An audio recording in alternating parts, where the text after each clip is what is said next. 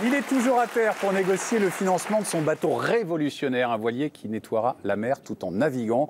Lui est le vainqueur du dernier Vendée Globe, mais cette année, il se consacre à la préparation de son tour du monde en solitaire. Il en profite aussi pour publier Rêver large aux éditions Stock, coécrit avec une belle plume, Luc Levaillant. Je vous demande d'accueillir les deux globes flotteurs, Yvan Bourgnon et François Gabard.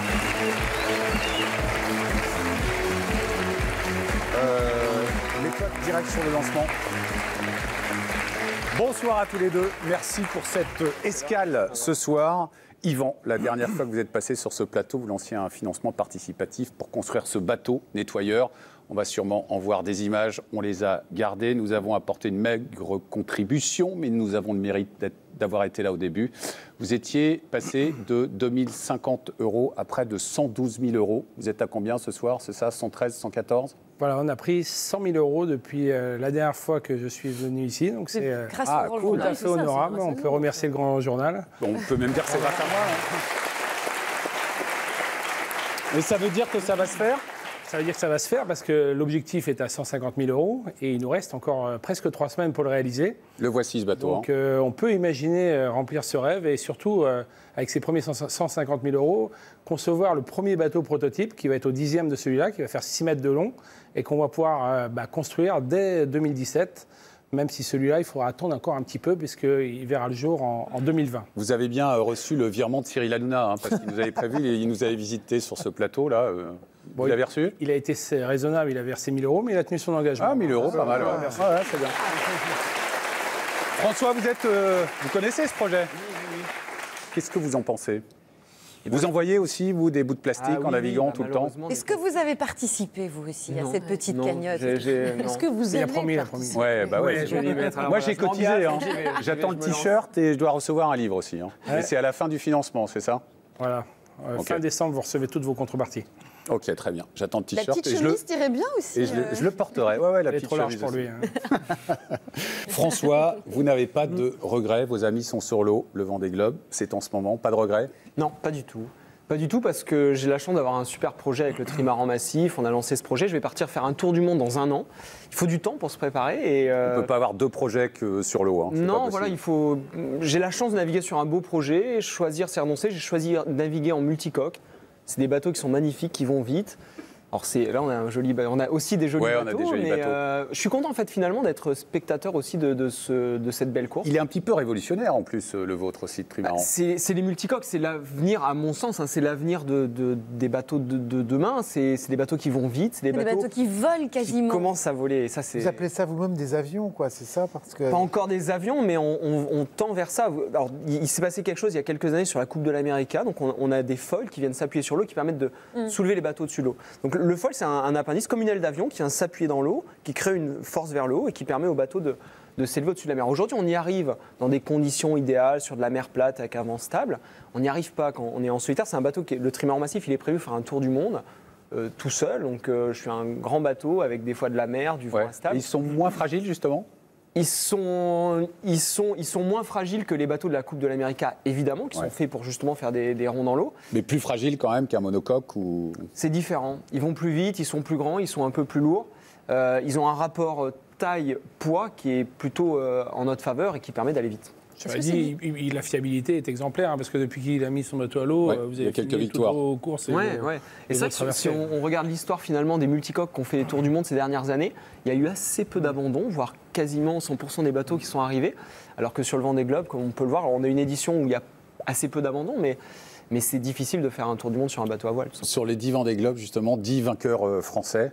Cette année, il y a 29 nationalités, je crois, sur l'eau. Enfin, il y a quelques éliminés déjà. Ça pourrait revenir à qui? À un Gallois, par exemple, Alex Thomson, là, qui est en tête?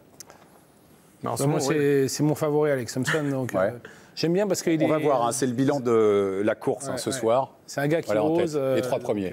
Il y a Armel, alors la prononciation, tu m'as... Le Cléache, on peut dire, que vous connaissez très bien, François, avec qui vous avez navigué à plusieurs reprises.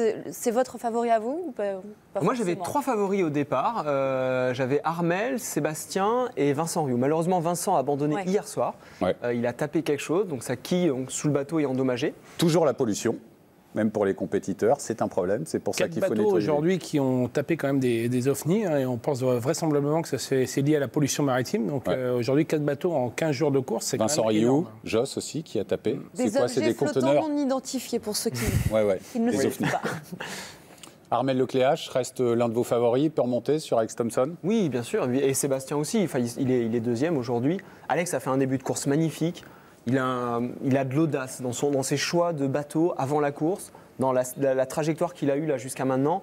Il navigue d'une manière magnifique en prenant certains risques, mais bon, il mérite vraiment sa première place en ce moment. Je vous regarde tous les deux, mais vous n'êtes pas un ancien, hein, Yvan, mais...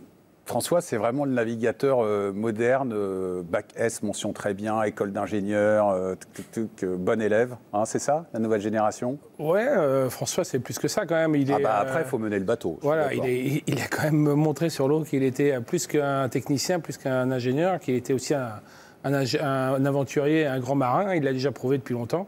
Donc voilà, et pour gagner de telles courses comme la Route du Rhum et le Vendée Globe, il n'y a pas de discussion là-dessus. Ça vous agace quand vous parlez encore de ce bac mention très bien des années après, comme un fait de gloire qui va vous suivre toute votre vie? C'est pas non plus méchant, j'en parle dans mon livre, donc à un moment donné, il faut que je l'assume aussi. Alors justement, vous qui avez fait un bac S, parce que quand on voit ces bateaux, on a l'impression de voir des bêtes. Vous connaissez le biomimétisme, de quel animal on s'inspire pour construire un bateau pareil? Honnêtement, là on voit Hugo Boss, il est magnifique ce bateau. Enfin, honnêtement, les goûts et les couleurs, je pense qu'il fait vraiment l'unanimité, il est magnifique. Okay. Et pour le moment, il est en tête. Et alors à quoi il ressemble? Est-ce qu'il ressemble à un oiseau, un albatros, un poisson? Je sais pas, mais ça a l'air d'être efficace. Dans votre livre, vous racontez, moi j'ai préféré la partie sur votre famille, vos sœurs, ce voyage avec vos parents, vos origines. Il y a un truc qui est flagrant, je trouve, c'est que du début jusqu'à la fin, on comprend très vite que vous êtes mieux sur mer que sur terre. Est-ce que c'est encore le cas aujourd'hui? Je suis bien à terre aussi, mais... Et vous en parlez avec moins d'entrain, moins de... Oui, forcément, parce que voilà, ma vie...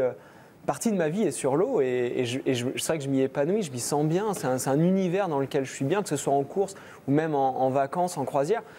C'est un univers que j'aime et qui me procure beaucoup de plaisir. Tous les sens sont aux aguets quand on est comme ça, seul sur l'eau. Le son, du coup, prend une atmosphère particulière. Est-ce que vous êtes sensible? C'est la question des musiciens. À la musique du vent et à la musique de l'eau? Oui, on ne s'en rend pas compte, mais en fait, c'est un des sens qu'on utilise un des sens qu'on utilise le plus sur le bateau. Et c'est vrai que ça paraît pas si évident que ça, mais il y a énormément de choses qu'on arrive à détecter à l'oreille. Les bateaux font beaucoup de bruit, mais dans ce vacarme que fait le bateau, souvent il y a quelque chose qui casse, on ne le voit pas forcément. La nuit, on ne peut pas contrôler visuellement le bateau en permanence. Et par contre, à l'oreille, souvent, on l'entend. Lui, justement, il s'appelle Molécule. C'est un musicien. Il est pourtant né à Grenoble. Mais peut-être que les montagnes, ça devait l'oppresser. Son idée pour composer et pour faire sa musique, c'est qu'il s'est carrément embarqué sur un chalutier. Il voulait vivre la vie des marins. Et la vie des marins, elle est pas fastoche parce que souvent, il y en a qui passent par-dessus bord. Et il a trouvé un capitaine musicien qui était OK pour l'embarquer.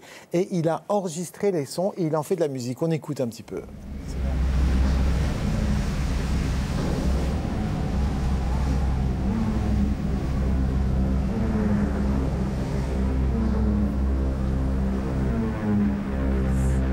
C'est zen, hein? Vous avez entendu des sons comme ça déjà? Oui. Ouais. C'était la fête sur le bateau un peu, non? C'est pas particulièrement bien. Ça s'appelle 60 degrés, 43 minutes nord et c'est sorti en janvier 2015 et ça s'appelait Rock Hall.